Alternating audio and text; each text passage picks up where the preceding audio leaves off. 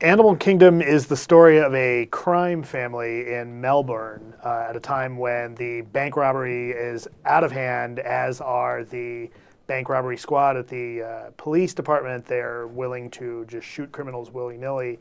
Keep in mind that this is a country where guns are not common like they are, if not common at least. There's not a gun culture like there is here. Culture, right. It's a first-time director, I believe. It's an Australian film, but the trailer probably explains it better than I do. Oh, yeah, there you go. Everything sits in the order somewhere.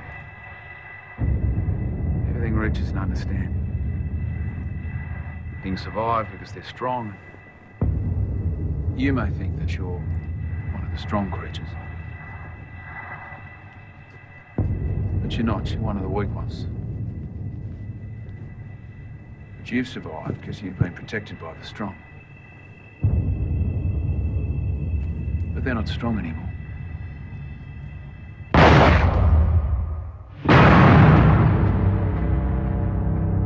I'd be fun to kill us. Which Joey? I'm Detective Senior Sergeant Leckie.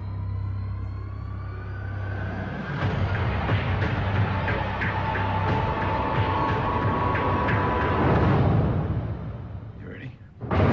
Jay is a star witness. All right, so that gives you a little taste of Animal Kingdom there. That first scene you saw sort of becomes the focus of the second half of the movie. Those two characters, the kid Josh Jay, played by an actor named James Freshville. We'll accept that answer. We'll go with Freshville. Freshville, although it's not spelled the way you would think Freshville were spelled. By the way, who doesn't want to have a meal in Freshville? I want to live there all day. I'd like to live. I'd like to eat at the Freshville My friends Cafe. are putting Freshville on Facebook. Oh wait, that's different. Very cute. So that scene between Jay, the 17-year-old kid, who sort of becomes kind of part of this bank robbing family, and Guy Pearce is the detective, and sort of the tension between them and both attempting sort of to manipulate each other, I would say sort of the focus of the second half of the film. Yeah, absolutely, absolutely. You know, it's unfortunate. There's some scenes in that trailer that kind of give away what comes as a real shock in the movie. This movie I thought was great. It's very tense.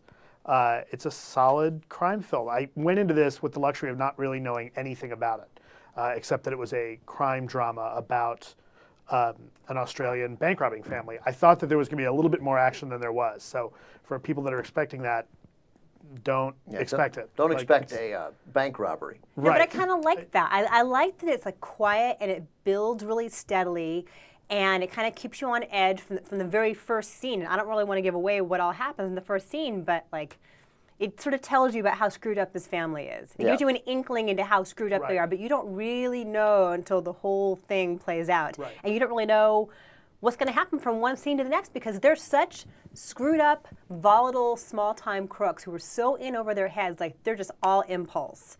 And you have no idea what's going to happen. And that's really scary and suspenseful. And one of the things I thought was interesting is there's a little bit of narration early on in the movie.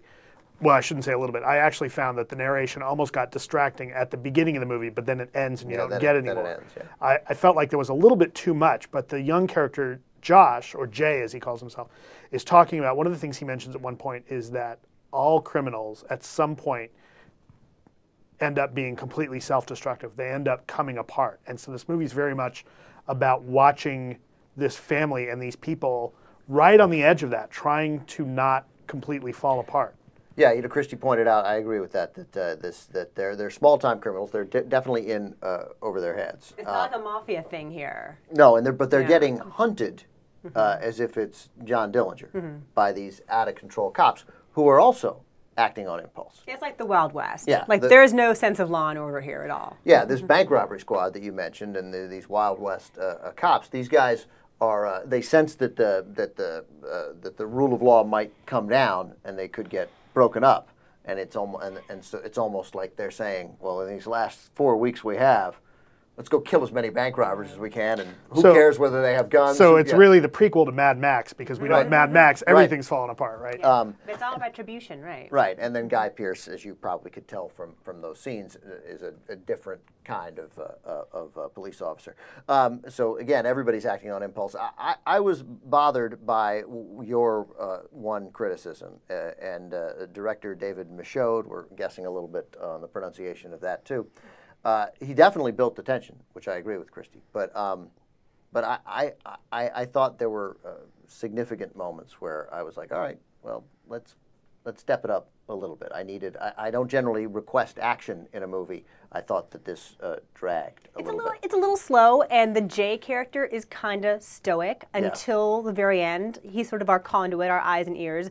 I would like to know a little bit more what he's thinking, how he's feeling as he gets in deeper and deeper. I agree with you on that. But I think it's because he is so stoic for most of it, the eventual catharsis is more powerful comparatively. I would say that, without giving anything away. I thought that his brother, who's sort of the leader of the gang, Pope, who's played by an actor named Ben Mendelsohn, I don't know. I thought he was a far more interesting character.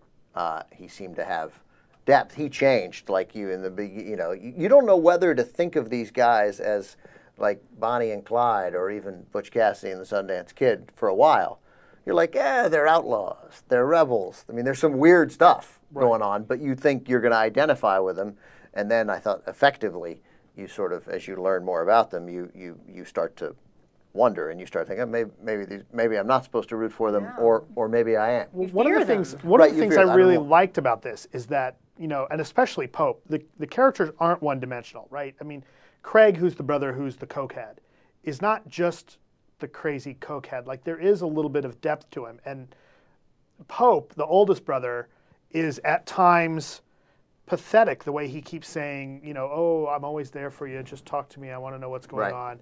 Or then sometimes he's, kind of charming. You think, okay, here's the guy that, a legitimate father figure to these younger brothers. And then he's just terrifying and loathsome. And I think you see that in a lot of the characters. And that's one of the things I liked about it. Although I felt like at times the stoicism that you see in Jay was hard for me, because I think between the pacing of the film and Jay's stoicism, it's I agree. It's hard. You're wanting a little bit more. If this was an American movie, there'd be more violence, there'd be more fights, there'd be more gunplay. Actually, I don't and That's and not I necessarily better, no, though. I don't know that it's better, but I think that for American audiences that are not used to the gun culture focused media that we get in our movies, where people draw Glocks at the drop of a hat, it's hard to find a gun in Australia. Didn't it slow things down a little bit, Christy? And you mentioned it, that the movie's a little slow to begin with. It's your thoughtful crime thriller. There's not a lot. There's very little violence in it.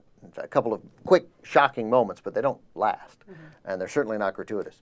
But that it moved at a sort of a slow pace, and then Jay, who really becomes the driving force behind it, is sort of a little one-dimensional. But he has a breaking point eventually. And I think the fact that the characters all around him are so colorful and are so multidimensional, as you say. We should mention the woman who plays Smurf, the mother to them all. Jackie Weaver. Is awesome, because you think she's one thing and she's really not. There's a lot more going on there. Right. I don't want to give that away either, but I think because they're all so colorful, his reticence maybe has to be the calm at the center of it. There is a big turn for her, and we don't want to give it away, although there's this sort of weird incestual hint vibe early from her that maybe there is another level to her. This is a messed up family. Yeah. This is a Totally. seriously messed up family. But to the point about Jay being the center of this film, you can have somebody, you look at a movie like Mean Streets, right? And Harvey Keitel,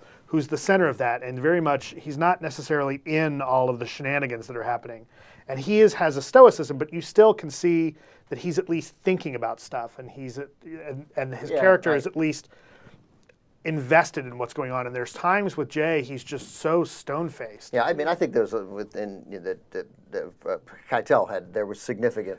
Right. There was just so much stone-facedness from Jay. It's probably an unfair comparison. But he's a 17-year-old kid. There's a degree to which he's a little overwhelmed, and he didn't expect to be in. And the thing that happens to him that forces him into this family is kind of shocking anyway. Totally. All right, right. so.